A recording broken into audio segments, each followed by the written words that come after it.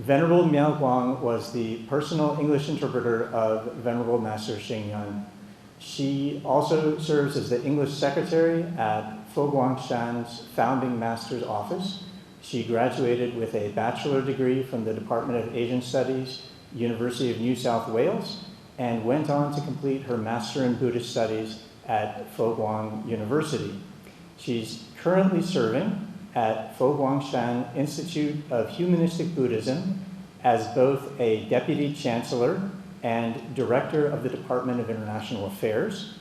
She's also the Director of the Fogong Dictionary of Buddhism English Translation Project, and also the Complete Works of Venerable Master Xing Yun Translation Project, Honorary Fellow of Humanistic Buddhism, Nantian Institute, Adjunct Assistant Professor, Department of Religious Studies, Nanhua University, and Adjunct Assistant Professor, Department of Buddhist Studies, Guangming College.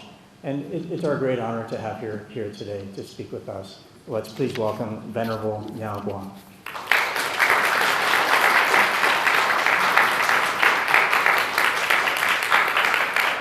Thank you very much, Joe.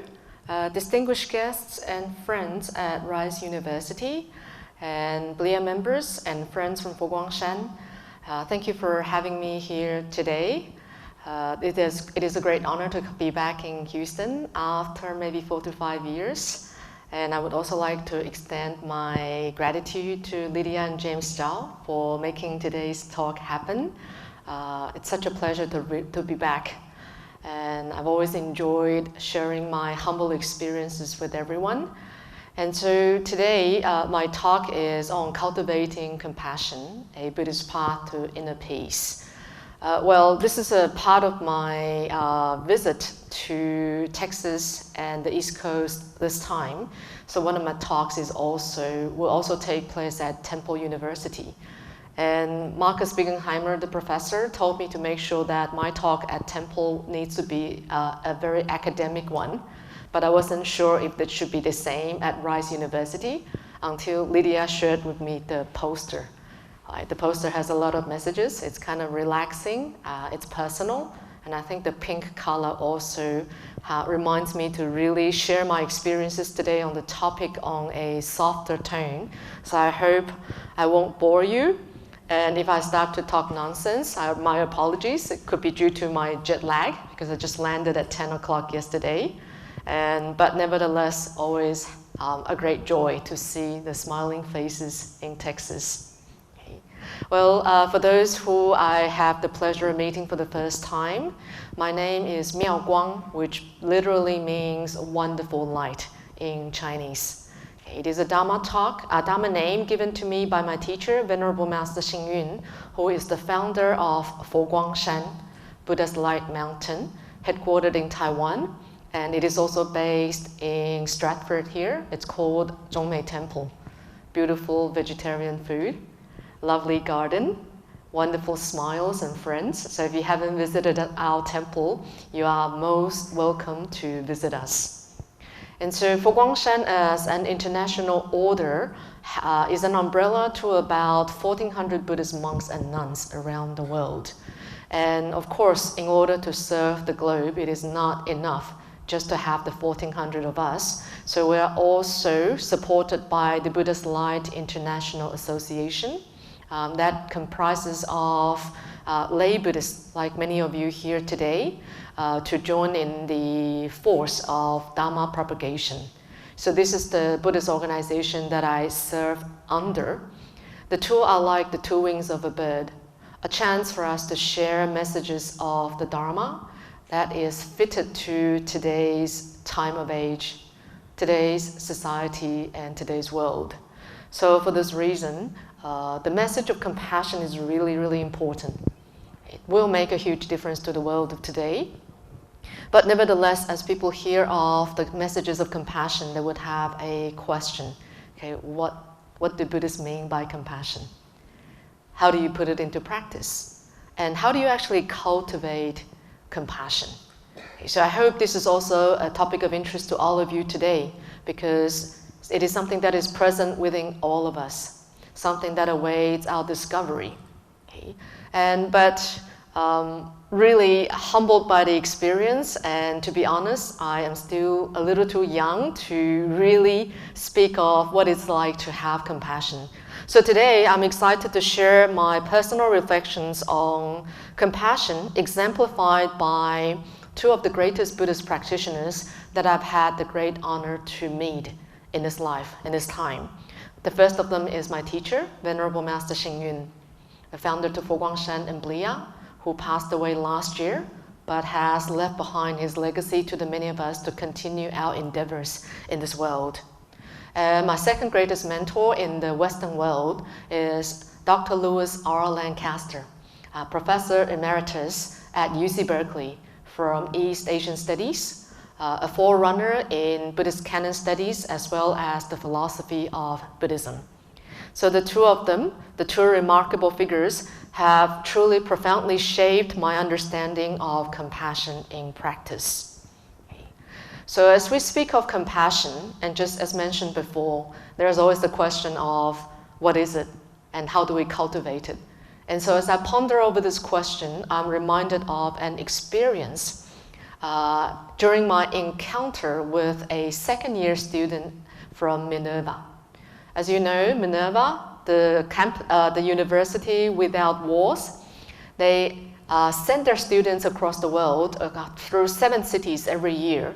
And so about 3 years ago, one of the batches spent 3 months in Taipei.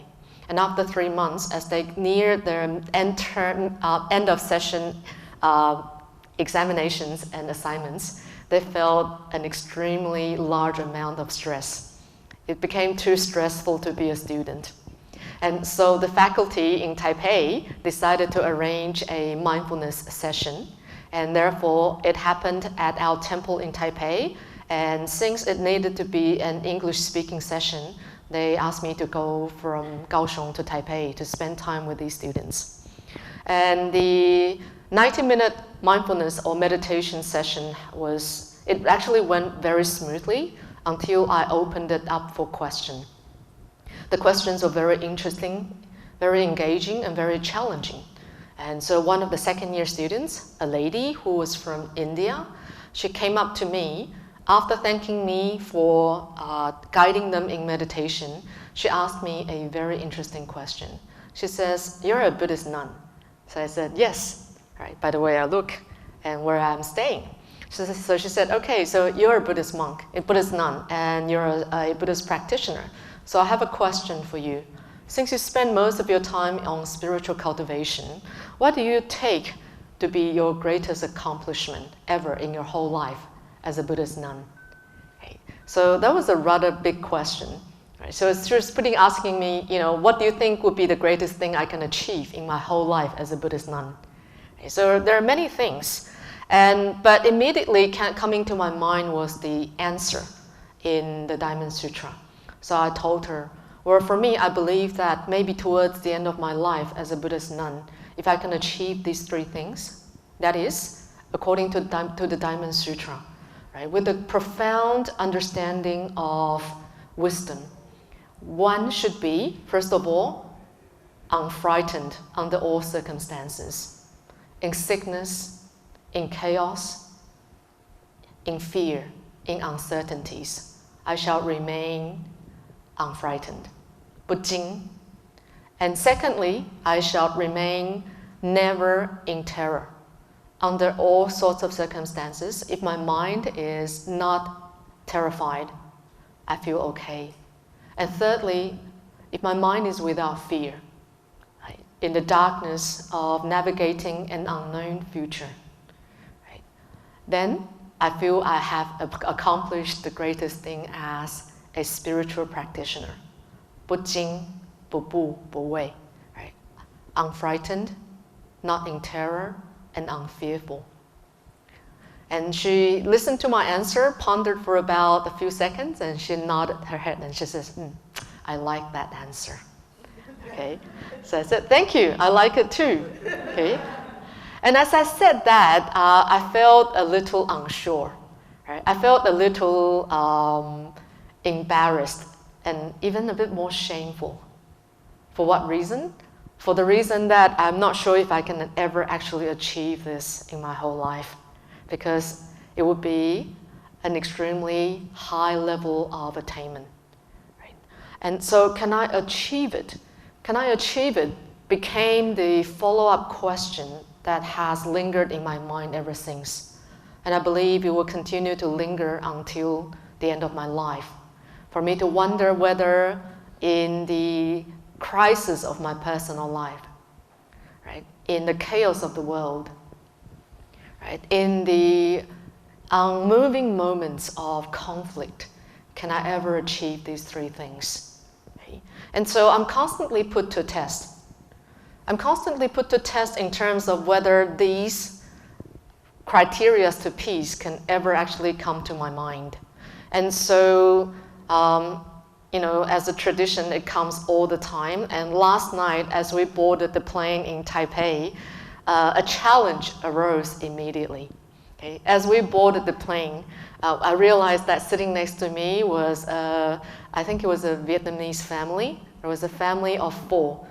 And 2 of them were young parents, and the other 2 was a baby and a toddler. Okay, so you know what it is like to fly with babies, don't you? Right? Yeah, if you're fortunate, low-level crying, right? And if you're extremely fortunate, right, screaming throughout the flight. Okay, so as we settled down, I discovered that a lot of the passengers in the cabin were unrestful. I think they appeared rather frustrated and dissatisfied. So they began to approach the flight attendants to see if there's an opportunity to switch to the seats in the front. That is, they wanted to move away from the baby and the toddler because the 2-year-old girl, she was so adorable, but she was really talking at a very loud voice. Right? So she was kind of screaming, singing, and jumping all the time. So I guess everyone was thinking to themselves, okay, how do we get through the 14 hours? Right? We would need extreme levels of meditative concentration to not let the sound get to you. Okay? And so Venerable Miao Fan and I were in the region, and so when the flight attendants approached us and asked, okay, there is one more seat in the front of the cabin, so would you like to move? Okay. Of course, as the younger ranked monastic, I turned to Venerable Miao Fan and said, okay, go to the front, have your peace. Okay. And then she said, okay, what about you? And I said, it's okay, I have noise-canceling headphones. Okay. And I am very sleepy, so hopefully I will get through it. Okay. But all jokes aside, I thought to myself, okay, what do I do? Okay. What do I do not to show frustration? Okay, what do I do to actually make peace with the situation? Okay, and so as she moved along, I thought about this, and then I'm reminded of an incident which Dr. Lancaster also shared with me.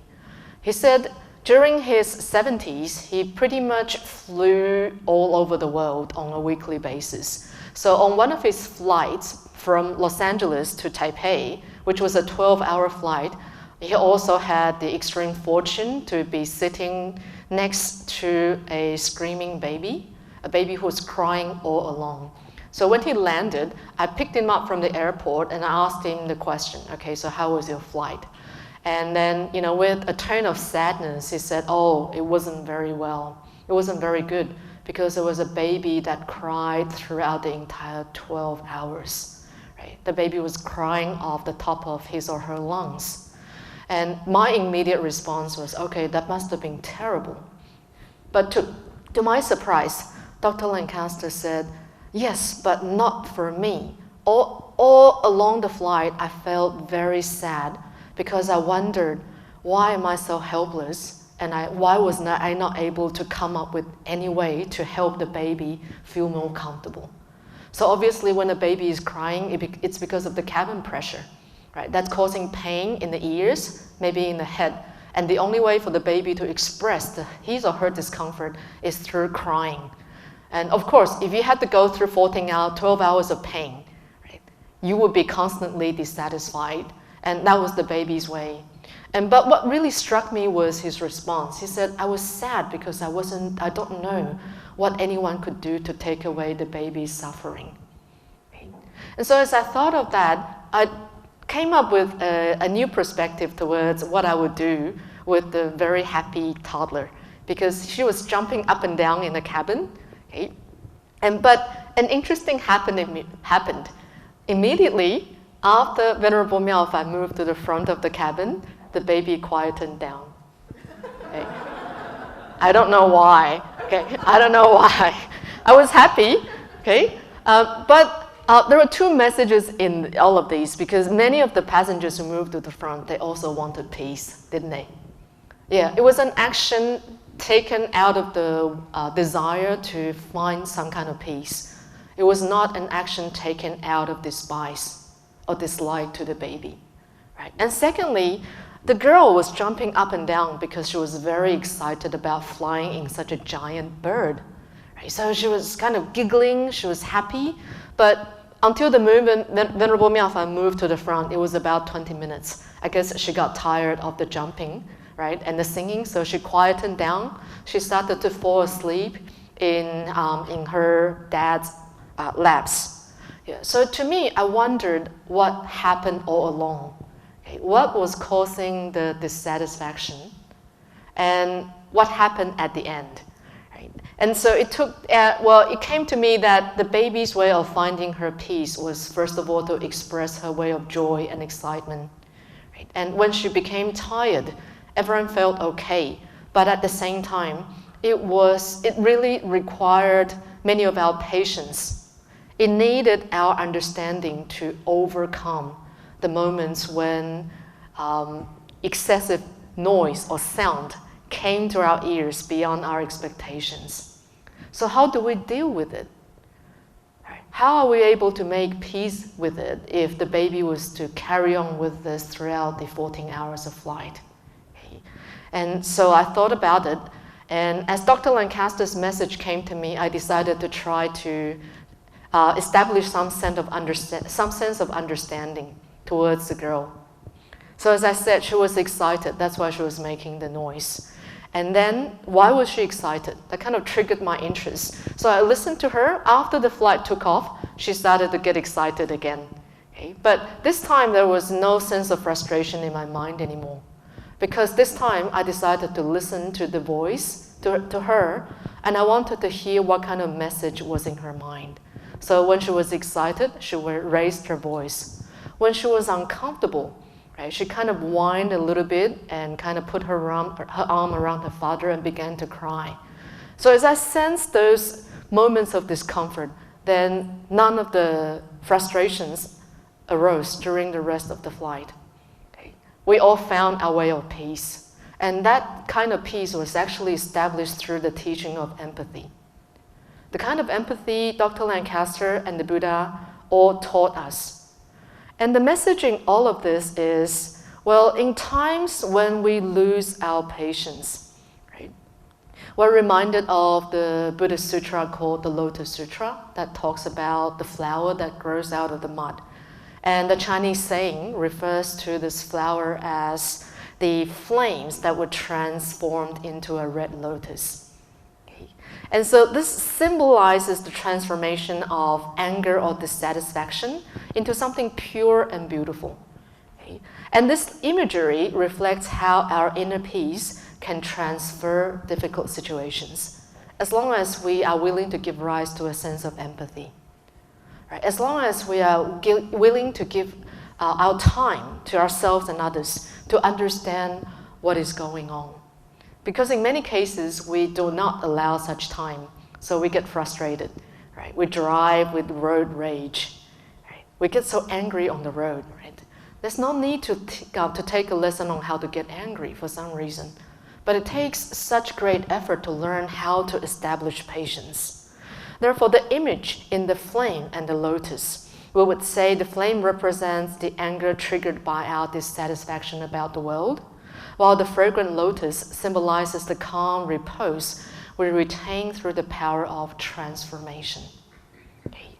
The idea, the power of transformation, which reminds us that, sure, the external world does not dictate our internal state.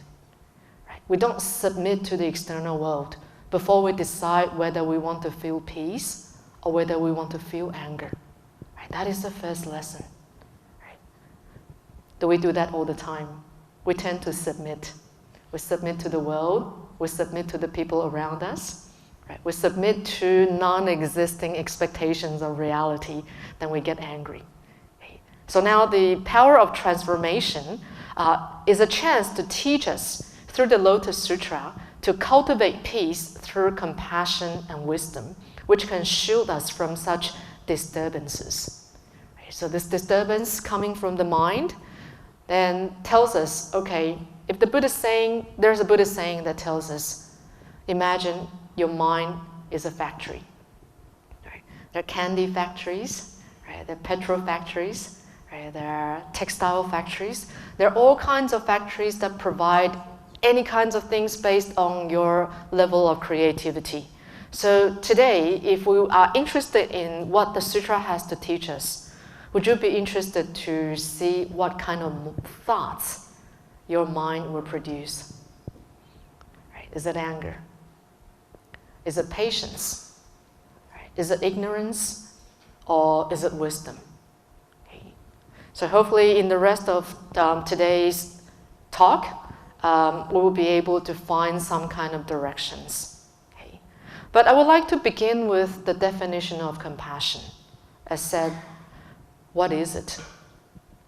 In most of the Buddhist sutras, okay, and until the teachings we hear from up to about 10 to 20 years ago, the sutras will share with us that compassion means to alleviate suffering, right? To remove suffering in ourselves and our others. And sure, this is a very nice definition, right? That is the goal of us, having compassion, so that there's no longer suffering. But as a young Buddhist, in my younger days, listening to this, what constantly crossed my mind was, well, I understand the definition, but I probably need more time and guidance to actually grasp the meaning of both suffering and compassion before I can even begin to think about how to alleviate suffering in myself and others. Okay. There's a saying, one who does not know the true meaning of suffering cannot remove such forms of suffering. So coming from this definition, I've recently been reading a book by Dr. Lancaster. It's a very new book called Buddhist Encounters, Finding a Home in the Human Condition. This is a collection of 17 talks he had given at University of the West, also founded by佛光山. And these are based on his experiences of what he understands to be Buddhism or Dharma. Okay. And in this book, he has portrayed a very humanistic take on the term of compassion, okay, which is quite interesting because I've never approached the term this way. When we look at compassion, it can be broken into the prefix of com and the nominal of passion.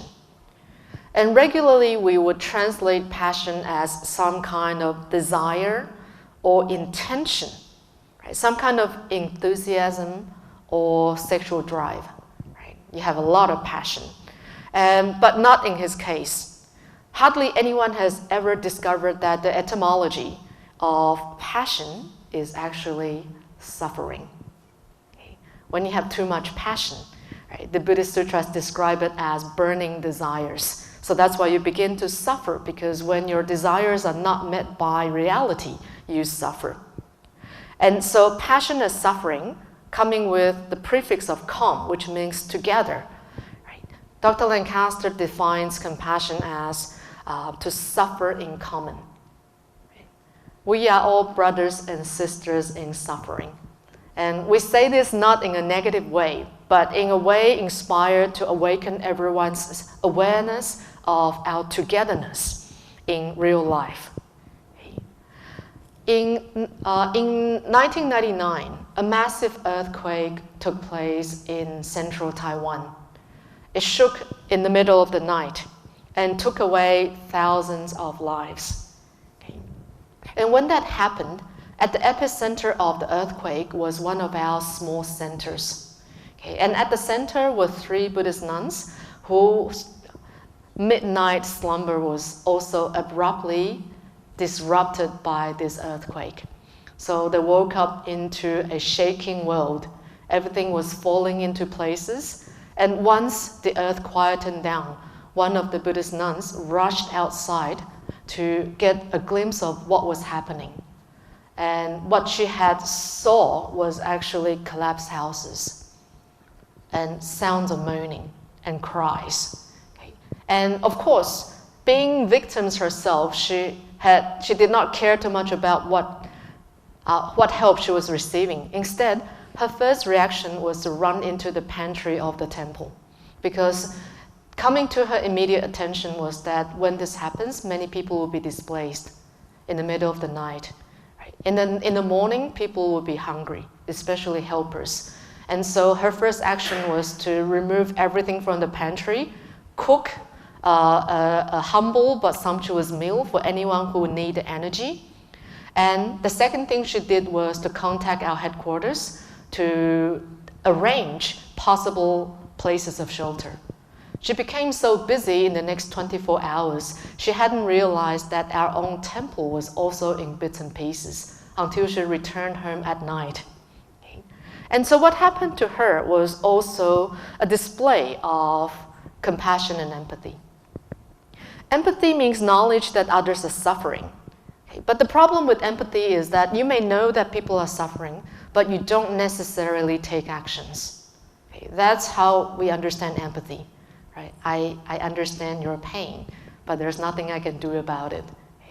But compassion means an immediate response of assistance by someone who is in the same situation, right? An act out of a common bond of suffering together. And so from this, I come to understand that one of the ways for us to begin to come in contact with compassion is to think about whether we have that energy and the ability to take action immediately after we come to senses of the fact that, okay, someone else is in a similar situation as us, that they're also suffering. Okay.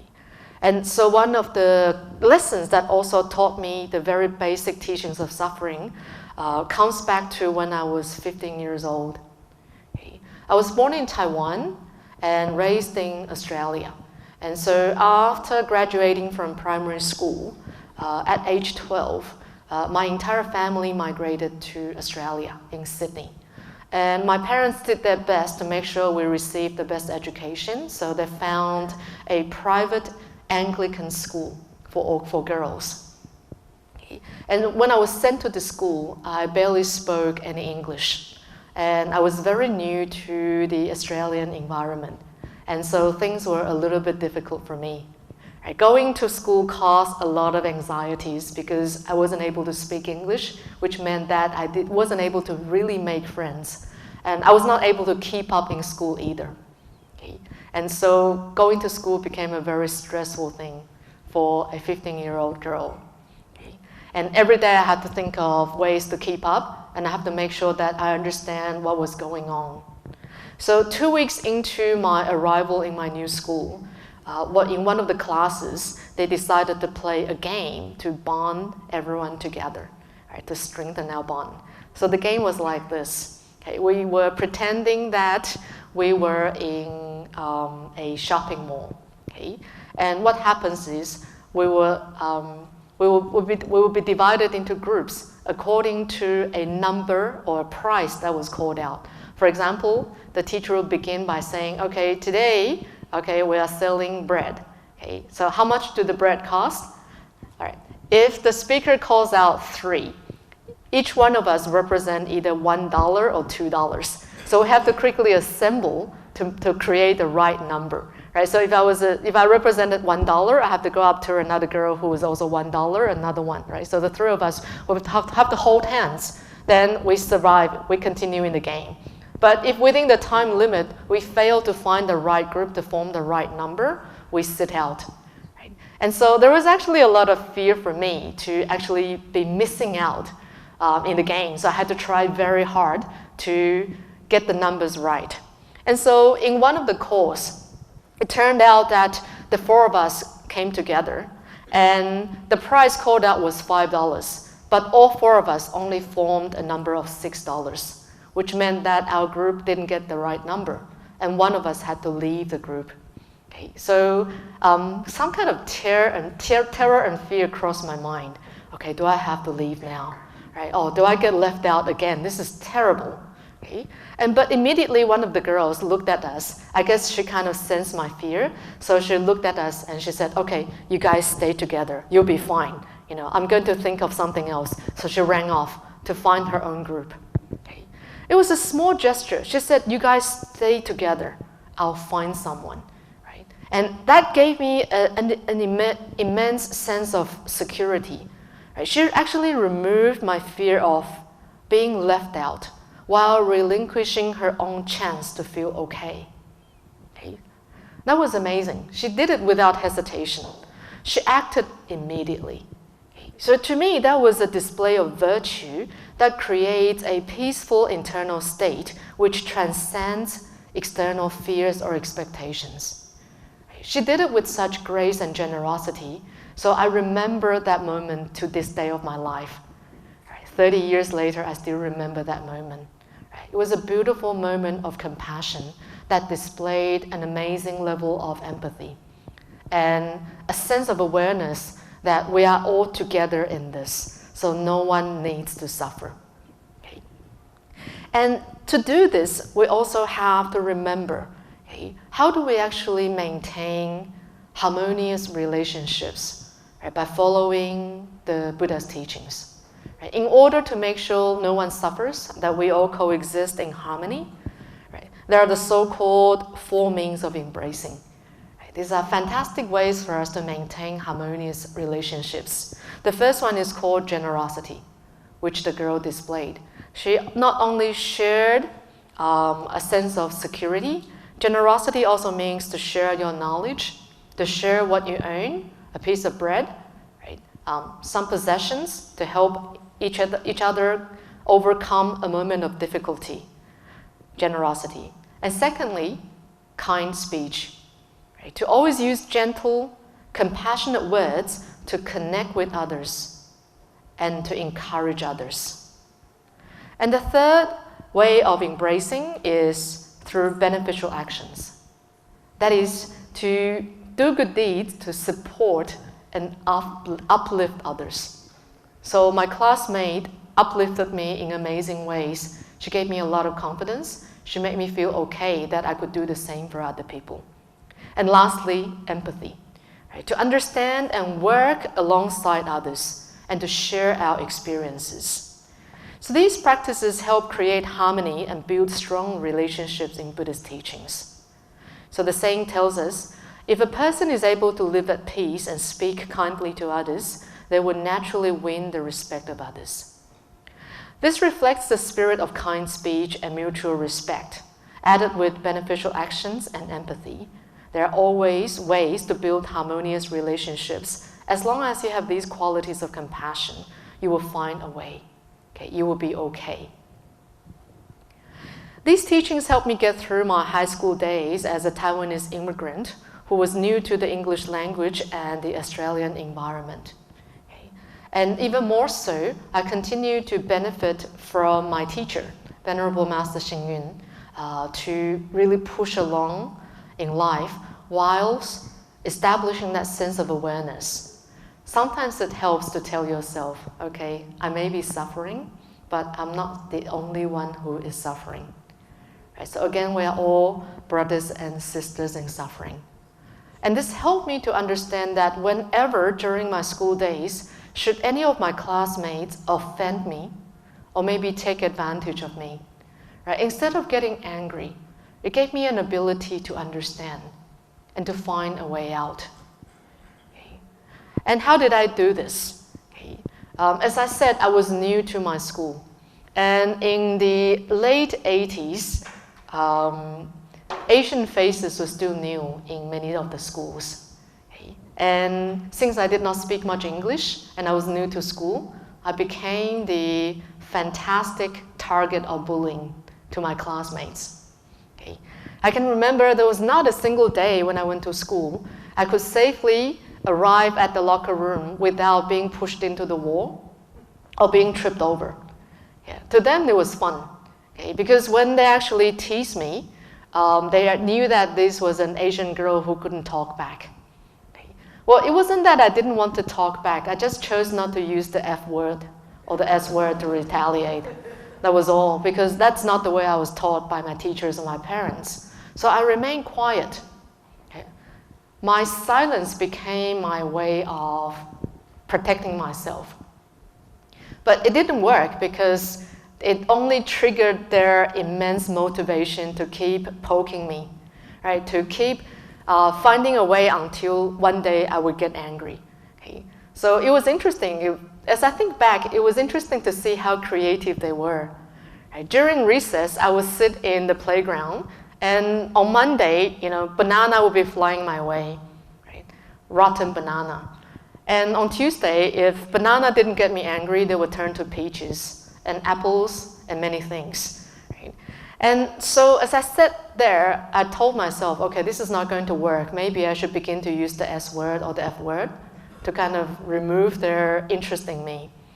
But as I was about to do that, I came across a reading by Venerable Master Xing Yun. It was actually an article that is titled Half and Half. Okay. In the book, he said, this world is filled with half and half. Right? Today, if you encounter good, you have to be aware of that the other half of your life will be bad. Right? This world is filled with half men and half women, half day and half night. Right? The good half can never change the other half. That's the key word.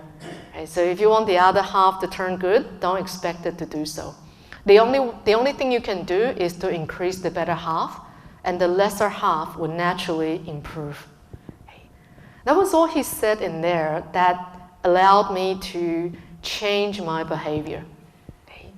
So how did I change it?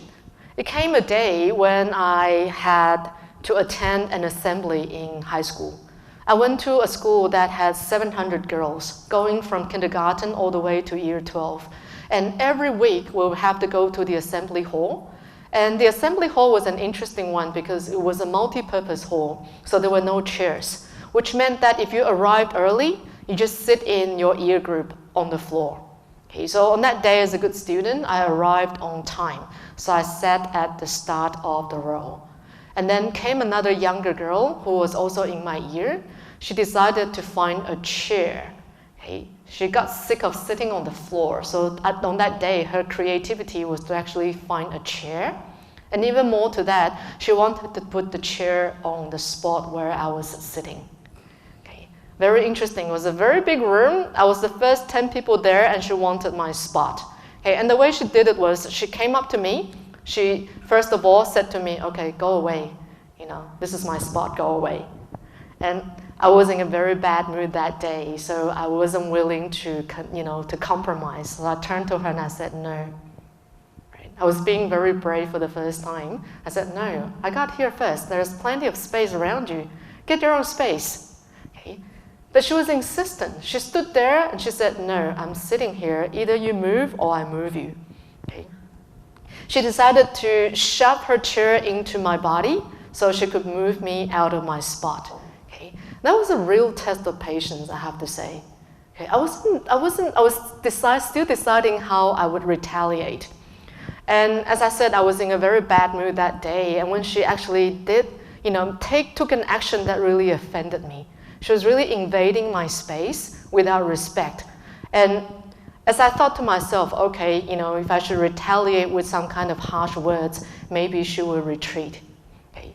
But then the sound of half and half echoed in my mind again, and it kind of took my awareness back and reminded me that if I retaliate with force, right, or unkindness, at the end of the day, what I will receive is still the same thing: force and unkindness. Okay. So again, I resorted to patience. I just sat there and I refrained from taking any action or words to stop her, okay, until I reached the limit of my patience. But something happened at that point. Okay. As I sat there, as the rest of my school watched what happens, some of the students finally got fed up. And so a group of, quote unquote, sorry to say this, white Australian girls, because I was Asian, so that's kind of how they segregated the race groups. And so some of these Caucasian girls finally got up and went over to the girl and said, okay, what are you doing? Stop doing that. That's very rude. Go away. Okay. These girls have never come to speak to me because of our racial differences. They weren't sure who I was. They've always kind of kept a distance until that day. When I was going through this extreme level of bullying, they came up to the girl, chased her away. They secured my spot. And the next thing they said to me was, okay, from today onwards, you are in our group, right? Which means you're part of our gang, okay? If anyone ever takes advantage of you, come to us, okay? We'll get you out of trouble, okay? That truly surprised me. I was not sure why they would suddenly decide to include me in their group. So I asked, okay, I appreciate this, but can you tell me why that you would like to include me in your all-white Australian group? Okay. And so the leader said, because you're very cool. Yeah. And I was thinking, I was not cool, I was being bullied, and I was about to lose my patience, I was about to lose my cool. Why do you think I would be cool? She said, because you held on to your anger. She said, we've all been watching you, and we've been watching our classmates tease you, but never for a day have you gotten angry. Never for once have you become rude. Right? So I think that's a very cool thing. Okay? It was that. And from that day onwards, my life in my school totally changed. Right? I could walk around without worrying about people teasing me or tripping me over. No one dared to actually take advantage of me because I had friends now. Okay? I think it all came from that simple moment of transformation. Okay? I stayed true to who I really wanted to be. Right? A learner of the Dharma, though still young. Right? I realized, okay, if my teachers were already teaching me the best way to deal with the world, I should give it a try. And it turned out okay. And it actually triggered my friends or my classmates' sympathy, for one thing. Okay? And my life didn't just stop changing from that moment, because feeling much more confident and feeling much more willing to make changes, I began to take steps to make friends in this Anglican school as the only Buddhist. Okay? It was fun to be the only Buddhist in my group because I kind of came out as the underdog, right, as the singled one out, especially when I tell them I'm a Buddhist. A lot of the Christians in my class would give me very interesting responses. Right? Every day, every week, we would have a gathering, and a pastor would be calling to lead the entire school in a prayer, right? A prayer to God, right? A wish for God's blessing and for us to really follow His guidance. But every time after the assembly, one of them would turn to me and look at me and ask me, okay, why aren't you praying? So I said, oh, I'm taking part in the prayer, but I'm not a Christian. So they said, okay, if you're not a Christian, what are you? Interesting question. What are you? And I said, I'm a human being. What do you mean? Right? What are you? Oh, okay. Oh, okay. This is what you mean. I'm not a Christian, but I'm a Buddhist. Okay. I loved it because every time I said that, their responses were just interesting. One of the girls would go, oh, you're not a Christian? You don't believe in God? You're going to hell. Yeah. So initially, this was not very pleasant to me. Right? I mean, I don't like going to school every week and being, told that I would go to hell just because I am not a Christian. I don't believe in God. And then, as I was about to retaliate, saying, no, you're the one going to hell, right? I would not say that, but it always kind of crossed my mind out of dissatisfaction. But then another teaching kind of echoed in my mind. Once again, it came from the same book written by Venerable Master, coming from half and half. This time, what actually came up in my mind was also another interesting one. It was a saying that told me, don't get angry, right? Don't get angry, but get smart, right? 要争气，不要生气. Don't get angry, get smart. So when people approach you without the ability to understand where you come from and say things that may hurt you, instead of getting angry, how do you rise above it? Right? That was the new task for me in high school. Okay, so I decided to be creative. I decided to be creative when my classmates tell me that I would go to hell just because I don't believe in God. Okay? So the next time it happened, I said to her, oh, no, I am not going to hell. You are going to heaven, and I am going to Pure Land. Okay? Pure Land, what is Pure Land? It began to spark her interest. So I tell her, well, it is like your heaven, but this is the world that is guarded by a Buddha. Right? So what is a Buddha? So we started to engage in a conversation because of this. Okay? So I said to her, well, Pure Land is a very beautiful place. Right? It has ponds paved in gold. Right? Every day you'll wake up, hear birds singing. Right? It is only filled with kind people. And the people who lived in this land only did meaningful things to help one another. Okay? And so after this conversation, no matter what the response, they would begin to ask questions about where I came from. So it started to create opportunities for me to share what we do and what we believe in as Buddhists, instead of just teasing and offending each other as teenagers. Okay? And so that started to change, okay? Because we started to establish a sense of understanding. Okay? But a sense of understanding was not enough for us to come as equals. Okay? And so another tradition in my high school was that every month, okay, the entire school would gather together to sing a praise to God. And that very famous praise, the hymn was Hallelujah. Okay. So we all know how to sing Hallelujah, correct? Yeah. But every time, we had to sing it, my sister became very unhappy.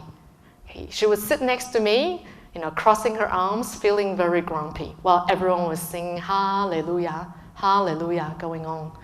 And therefore I would turn to her and ask her, okay, are you okay? Why do you look so angry? And so she would tell me, I don't want to sing this song. Okay. Why don't you want to sing the song? I'm a Buddhist. Why should I sing a song to praise God? Okay. And then remembering to be creative and to kind of blending, so I said, okay, remember, they're singing a song to praise someone who they truly believe in, will bless them. So how about if we also sing to someone who will truly bless us, someone we will believe in? Okay. That's what I said to her. Then she turned to me and she asked, okay, who is that? I said, how about Amitofo? Okay. Oh yeah, Amitofo is cool, right? We chant Amitofo every day. So how do we do this? Right? We just follow the hymn. So while everyone else in school was singing Hallelujah, Hallelujah, my sister and I started to have fun. We changed the song into Amitofo, Amitofo, Amitofo, Amitofo, Amitofo. We enjoyed the song together until our neighboring kids started to find it interesting, and they turned to us and asked, what are you singing? Okay. And we would tell them, okay, you're singing to your God. We're also singing to our God. Right? This God who is very cool, who has a wonderful place. If you go to his place, you're going to enjoy a very good life. And then they became interested. They said, okay, teach me how to sing it. Okay. So I said, okay, this is what you sing, only 4 syllables, right? Amitofo. We started to interact in very interesting ways. So by the end of the semester, the entire row in the back began to sing Amitofo to Hallelujah. Okay. Because they started to feel a sense of equalness among all of us, that each one of us is entitled to defend our own faith and belief. Each one of us deserves the respect and the space to maintain our faith, no matter the world that we live in. Okay. So that would not have happened had I not come across my teacher's words of wisdom for me to learn to establish empathy and compassion through the term we're seeing right now. That if all of us are equals, all of us are suffering as commons, right? Anytime we wish for our own suffering to be removed, remember to first attend to that of others. That's the only way for us to be put on equals. Okay. And so that's how I would like to open up with my understanding of empathy and compassion. Okay?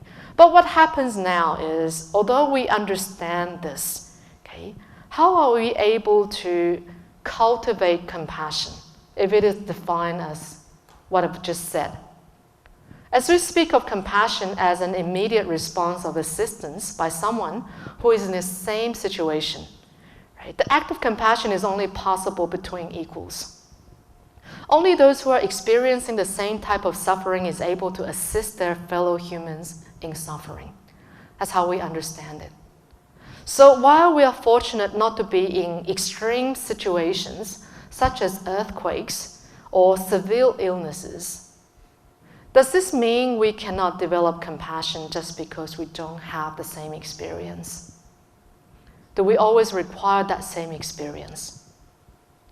The Buddha taught us that we all suffer. We all have moments of dissatisfaction. We all face illness and old age. As humans, we share all of the difficulties of living. While there are experiences that are not shared, our humanness is what bonds us together.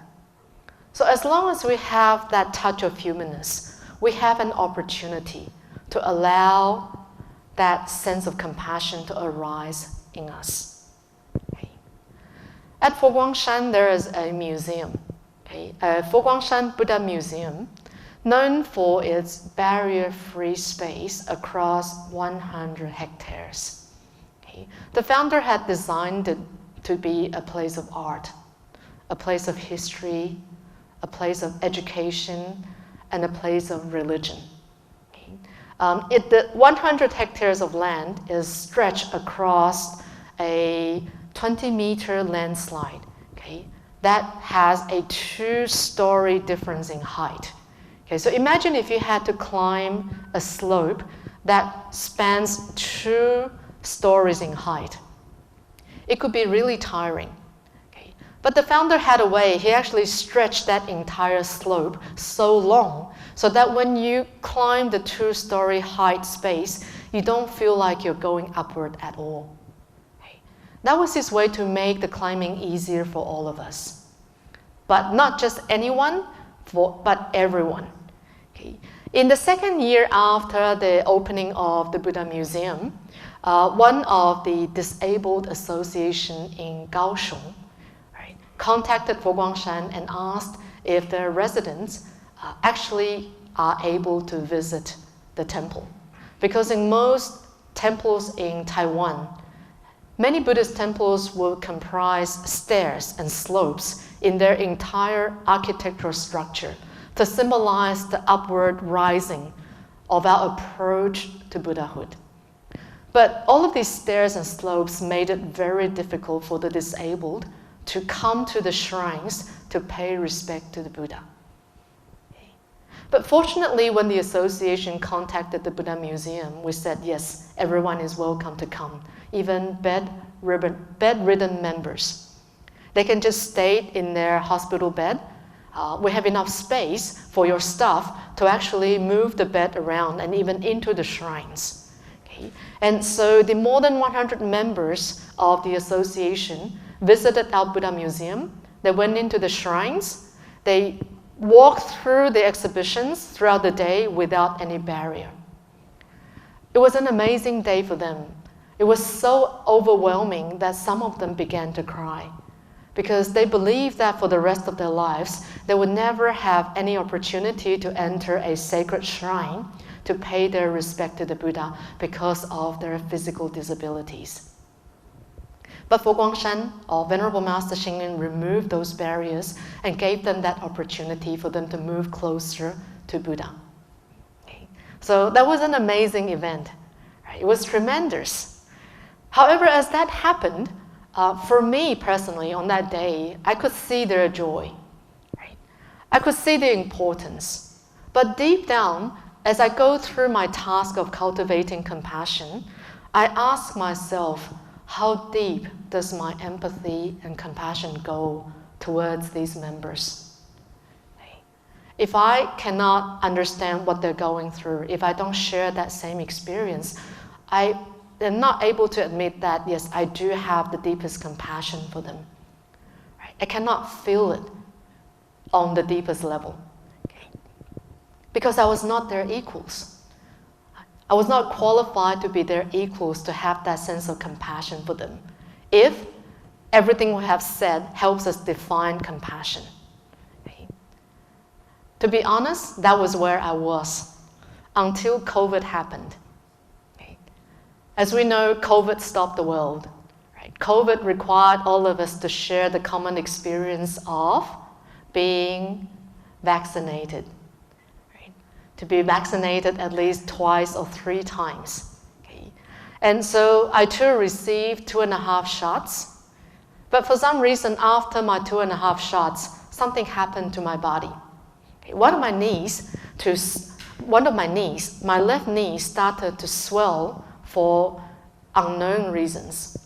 No matter what I did, no matter what the doctors what kind of test the doctors actually did on me, they could not find a reason. They could not help me move away the swelling in the knee. And this meant that I was no longer able to bend down freely. I had trouble walking up and down stairs. Okay? Even walking became a difficulty. Okay? And this took a big toll on me because at age 42, when this happened, being immobile became something that was very difficult for me to accept. Right? I even began to feel shameful for not taking good care of my body. Okay, those were the days when I had to really navigate my way around stairs and slope very carefully, at the same time not to attract attention. Okay. But those were the days that gave me the opportunity to understand what members of the Disability Association were going through. Okay. And you take your time, and at the same time you live up to people's question. You know, why is this happening to you at such a young age? I would remember about 2 years ago when James visited us. Right? He just took up the flight of stairs effortlessly in less than 10 seconds while I was limping behind him. And I felt so ashamed. Right? I felt so ashamed as to why a respected elder would be able to just climb up the stairs without any difficulty, and I was going through all of this. But all of this shame, all of this embarrassment, all of this confusion, and all of this inability to accept what was happening to my body finally gave me some kind of light as to why or how I could not understand the joy, right? The overwhelming experience of many of these disability members who could just walk into the shrine without any barriers. I would say it was a very interesting experience for me to understand how to understand the suffering of others as equals. It was a tremendous experience, and I appreciated it. It humbled me. It humbled me in a way that from then on, when I walked around the Buddha Museum or Fogwangshan, I was able to pay more attention to any visitors who needed more help.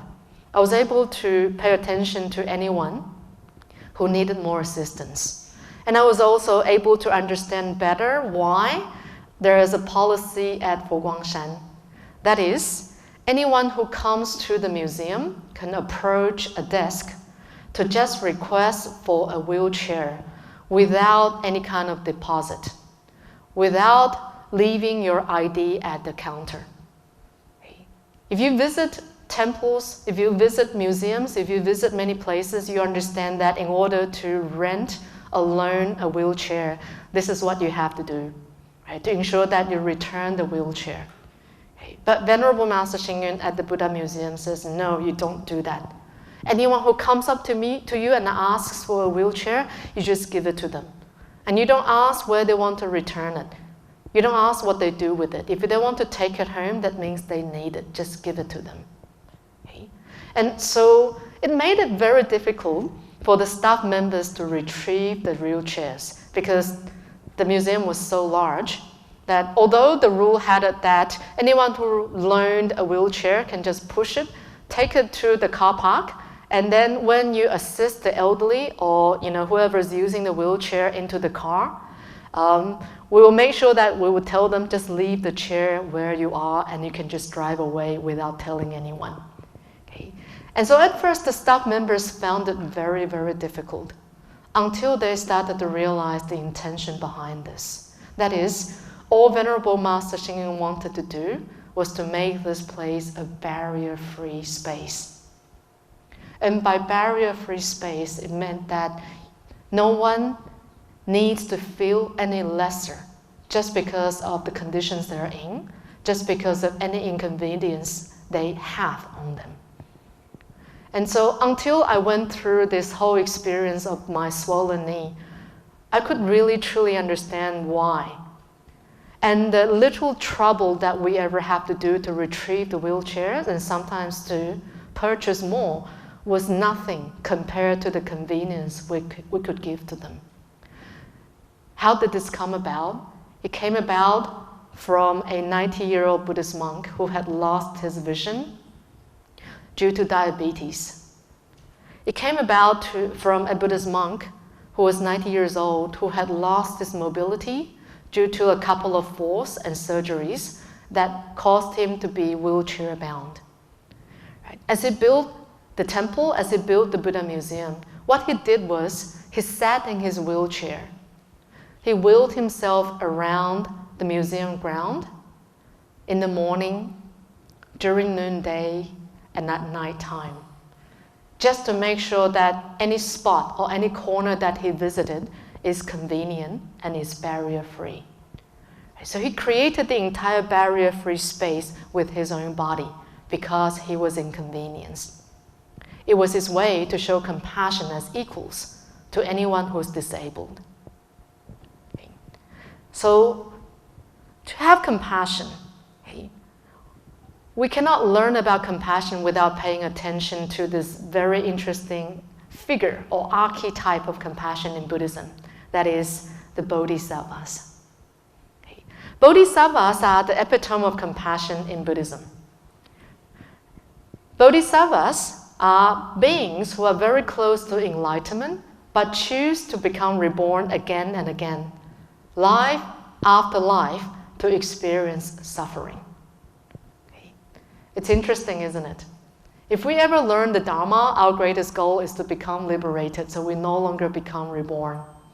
So why would these bodhisattvas choose to come back again when they have the liberty to be free from samsara? Well, it is out of their will so that they would have the ability to keep some level of delusion and experience the normal aspect of human experience so that they can come back and help people out of their suffering. So the saying in Buddhism, turn the ship about. Okay. We know sailors who are navigating the sea. Okay. In most cases, they will have to turn their ship about when they discover that there's someone behind them who is in need of help. There's someone who needs rescue. So that needs their effort to turn the ship about, to go around. So the bodhisattvas who are about to reach the far shore of compassion do the same by turning their ship about.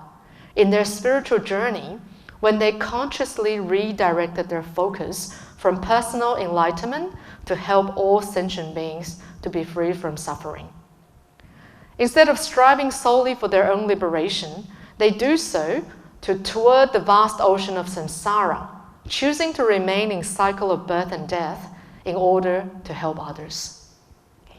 This embodies the bodhisattva's deep compassion and selflessness as they commit to serving the liberation of all beings rather than pursuing their own nirvana. Okay. So have we ever come across any bodhisattvas who turns their ship about to help us? I believe we do.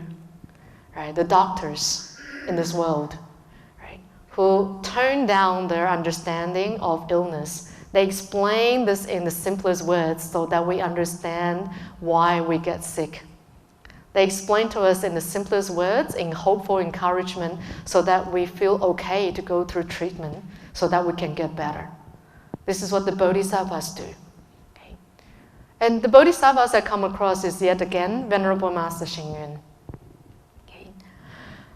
At age 89, okay, after suffering through several minor strokes and going through more than 50 years of diabetes, suffering from the complications of vision loss and immobility. In 2015, towards the end of the year, he had a massive stroke. The massive stroke happened on his left epidural that damaged his short-term memory and his language system. And according to the doctor, even if he was fortunate enough to speak again, it would not be 1 year after the open brain surgery.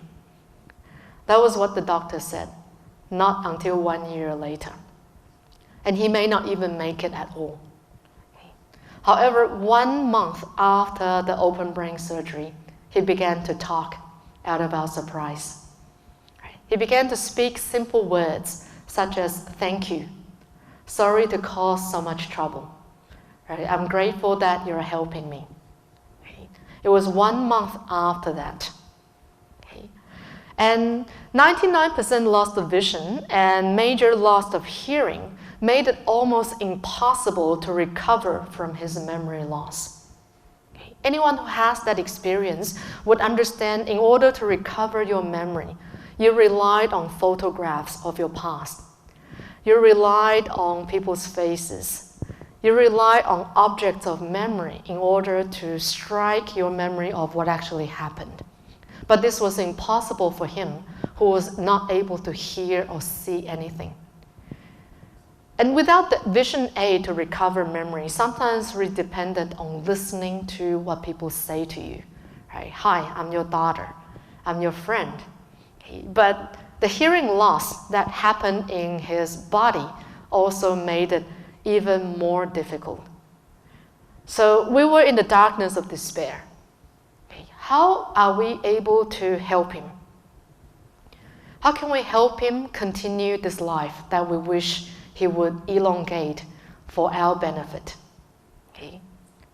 And he had such a strong will to survive. This 92-year-old Buddhist master heard our wish for him to stay longer, to give us hope. So what he did, out of his lifetime service, after this massive stroke, what we see was this amazing ability to bounce back into life. For one thing, he ate regularly. For our benefit, he tried to take regular meals so he could sustain this body. And he made his ability to talk simple words to those whom he remembered. To the close friends who visited him, he was willing to make public appearances, to receive guests, to speak to people in very simple words. For example, I'm a monk who was born out of adversity. I never went to school. I went through a constant age of hunger and despair, but I never lose hope. This was what he said half a year after his open brain surgery, after much memory loss. Before his public appearance, he would actually revise what he wanted to say to people 30 to 50 times. There was a time when he readied himself to welcome a group of guests, and it took him 30 or 50 times of efforts to repeat someone's name just so he could remember it. And he did it. He asked us to push his wheelchair around the room, and he would repeat it time after time and confirm with us whether he said the name right. And then when he finally received the guest, he reached out his hand, shook the guest's hand, and said the name correctly. After all of this practice, what actually motivated him to do that? He understood that touch of humanness is what can give us hope. That touch of humanness is what can continue us into the endless futures of affinities. That touch of humanness is simply what will help us sustain his life. So I cannot imagine myself at age 92 going through such a massive operation and having suffered from the complications of diabetes, then still be able to do so many things to connect to people. And so I would say, one who does not experience and understand suffering cannot help others who are in suffering. Perhaps it was his choice to be prepared for his future opportunities to alleviate suffering in humans, to help us understand what it means to transcend old age, sickness, and death. Not to be away from it, but to rise above the challenges and pains that it presents. Although he was experiencing physical ailment, he remained peaceful in mind. That peace coming from the massive ability to transform any form of dissatisfaction, any form of challenge.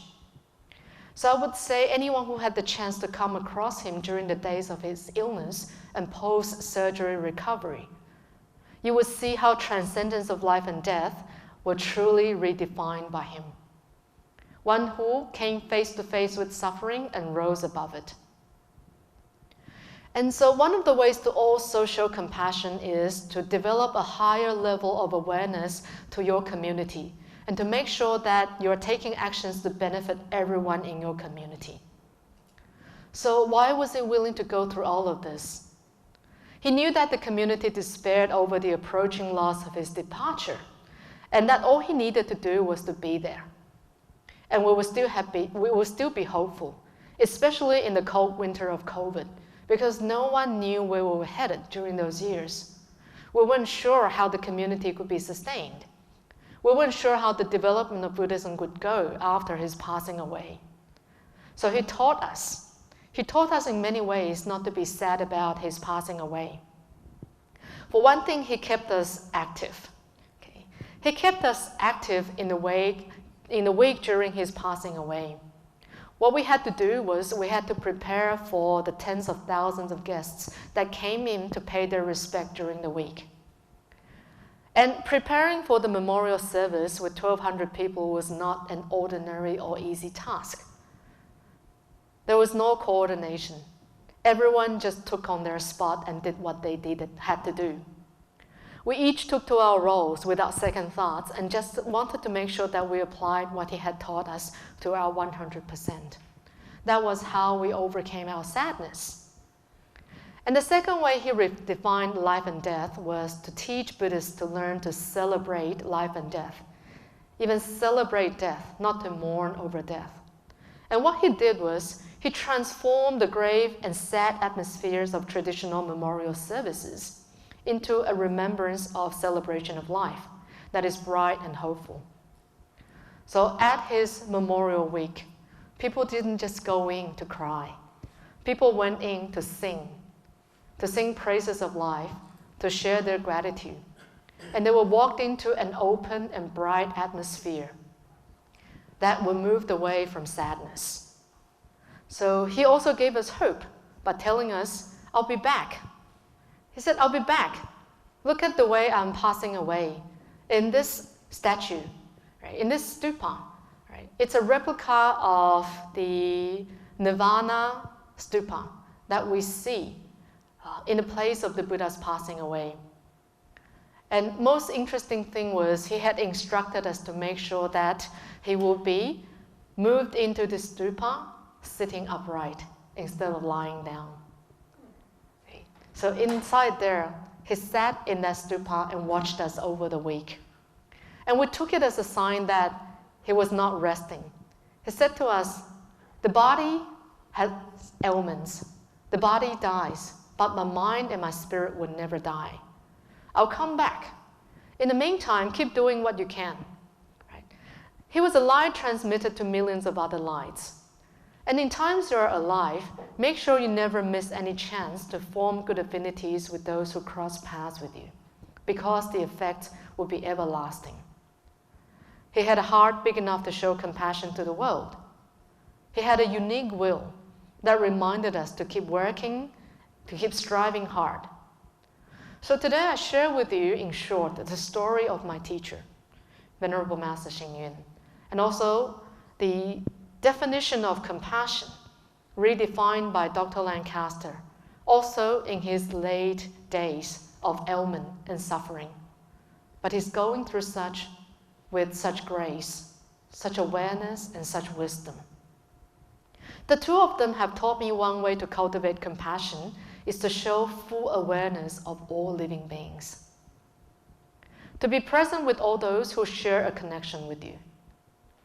Because at this point, you will see, if you're able to reach that, no pain or suffering can ever affect you anymore, because you hold the entire world in your mind. You have a better way to focus your mind into a hopeful, a less painful, and a less fearful future. So perhaps this is what the Diamond Sutra means by us to become at one with the world that is unfrightened, that is not in terror, and that is unfearful. So these are the stories I would like to share with you today. And hopefully, by reminding us that peace does not depend on external conditions, but to cultivate our inner ability to transform, our oneness with all living beings. The peace arises in a way that transcends all kinds of fear and suffering, and that perhaps is where we are. Okay, so what kind of legacy would you like to leave behind for your life? I hope it is also still success. I hope it is still a dream that you can pursue. I hope it is a goal that you made to make a difference in this world. But if any day you come across the wisdom of the Dharma, maybe you can add this one to your list of legacy. That is, to be at peace with yourself, to be at peace with others, through the sense of compassion by realizing that we are all suffering in common. And only when you're ready to take action, to offer immediate help to others, will you not ever find true compassion. It is up to you to take action. So thank you very much. Thank you for listening. This is what I have to share.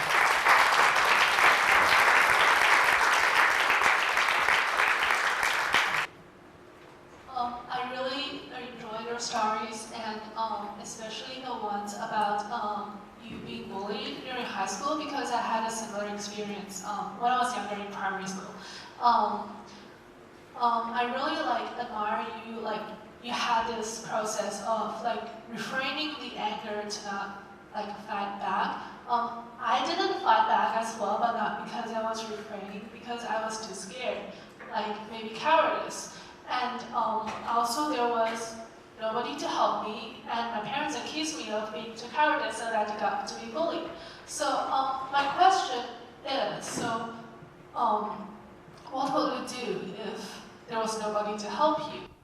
If others interpreted your silence as cowardice instead of bravery, and you're having compassion for others, but others doesn't have compassion on you. So that kind of the balance, there's kind of no balance, and will that disturb you, and how will you respond to the external world? Okay, thank you for the question. I hope you also found a way out of the difficult situation in your school days. Okay, if you did, perhaps that's the answer. There is always a way out, as long as we give it time. Okay? But if there is no way out, right, we are reminded of the darkness of despair that we all go through at certain stages in our life. And in most cases, this kind of darkness arises because we feel that we're stuck. This darkness arises when we feel that there is no other options but the one presented in front of us. Okay. In 2018, I had the opportunity to meet Thomas Friedman, right, the Pulitzer Prize winner, right, the author to The World is Flat, and Thank You for Being Late. Okay. And he was in Taiwan to receive an award for Best Media, right, Best Influence for Society. And so during his talk, he shared his experiences of his earlier days, okay, as a journalist. Okay. He talked about on his first day in his office, right, a bombing existed right near his house, his office. And so he was at 23. Right. No one else wanted that position, so he was actually putting the position as a chief editor in the Middle East, right in the battlefield. Right. And so on that very first day, he heard the bombing. He ran out onto the street. 2 blocks away, an embassy was blown up by terrorists. So what he saw was the building cut open like a cake. And during the breaking of the building, there were still bodies hanging off. And so he said he had no time to feel frightened or worried because he had to share the news with the world. So he took action. Okay. This was the story he shared with me and everyone present on that day during the award presentation. And so the question lingered in my mind. What happens to those people who are stuck in that situation? Therefore, I raised my hand. I asked him a question. I said to him, you shared in your story that people in these countries, right, begin to learn to use machine guns at age 12. It was their way of learning to defend their country and their own safety. So what happens? I asked him, what would you say or do for these young men who no longer believe that peace is an option? Okay. And his response was, there's always an option. But what we can probably do for these young men and young souls is to provide an opportunity for them to be present in the company of peaceful minds. So whatever it is that we lack in our life, out of fear, out of lack of confidence, we begin to seek. So to be in presence of people who have greater energy than us, to be present in the people who have more compassion than us, to be present in the people who are more positive than us is one of the ways for us to start feel more positive, more energetic, more compassionate. So as I say, if you feel brave, don't feel brave enough, look around you. Look for people who you may deem brave, right, and fearless. Find an opportunity to always be in their presence, bathe in their energy, and maybe you will find your way into the same atmosphere, that same energy field as well. There is always a way out.